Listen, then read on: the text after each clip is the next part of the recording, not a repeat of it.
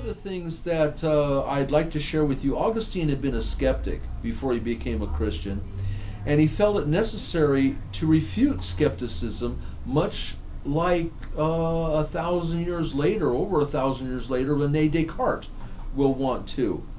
And his method, as I will say, was the same adopted by René Descartes.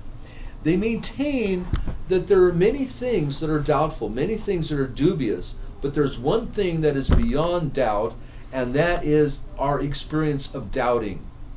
And based upon knowing that we're a thinking thing, therefore we exist.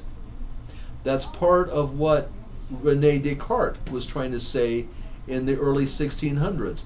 I think, and since I'm thinking, therefore I'm cognating, cogito, therefore, ergo, I am. Cogito ergo sum, I am. Okay?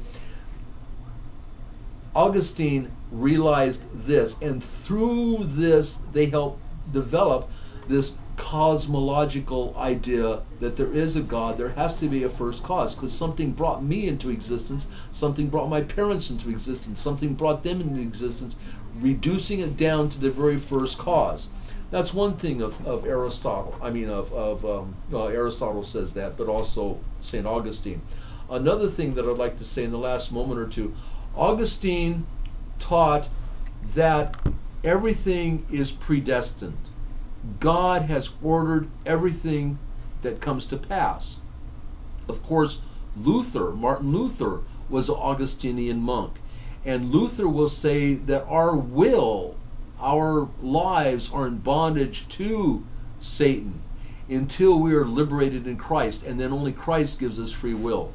Calvin will take some of these ideas of predestination and develop the ideas. It will come down into Reformed theology, into Presbyterianism, and then the ideas that there is this fating that God has determined. And so this whole controversy, is there freedom, chance, indetermination, or is there predestination, determination, fate?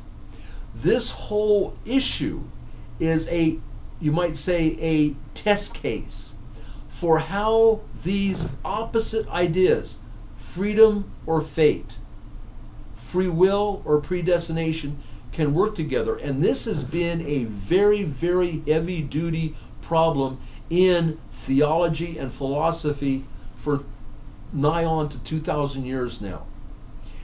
But what I want to say in the last moment that I have, when we look at the developments within quantum physics in the last 100 years, there's something called Heisenberg's uncertainty principle that shows that at a very, very extreme, minute scale, the scale of atoms, the scale of particles, the scale of molecules, there is an indetermination. And our minds, our brains, work on a quantum level process. And so built into this universe, both on a large scale, everything is determined, like pool table accuracy, like a space shuttle being shot out to space or a spaceship to the moon. Everything has absolutely determined accuracy to a millimeter or less maybe. But on the other hand, there is chance, there is freedom, and on the micro scale, there is this indeterminacy. And so you can have these opposites, you can have these paradoxes that are not contradictory, but they're actually complementary. And the whole idea of complementarity is a great field for discussion. And this idea of complementarity actually goes back to the ancient Greek philosophers, who I mentioned, Heraclitus, for example, and also Empedocles. And I hadn't mentioned Empedocles yet, but Greek philosophers of the 5th century BC.